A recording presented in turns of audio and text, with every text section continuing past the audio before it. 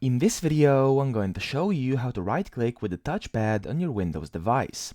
So that's actually quite easy, and depending on your laptop, you may have this type of touchpad, or this one which actually has the touchpad and then the left and right button down below, or this one which is just a simple touchpad which doesn't have any buttons.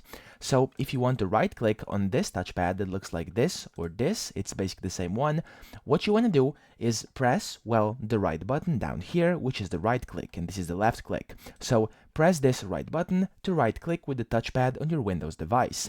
However, if you are using this type of touchpad, so if it looks like this and has no buttons down below, what you want to do is down here at the bottom right, you want to click in the very bottom right corner, okay? So if you just don't just tap on it, but actually press it inside, so press it in on the bottom right corner, and I'm going to do it on mine right now, which looks similar. There we go. I just right clicked with my touchpad. So somewhere around here in this area, you want to simply tap it in, not just tap on it, because this will just tap it, but you actually want to press it in, and then that way you'll get a right click on your touchpad.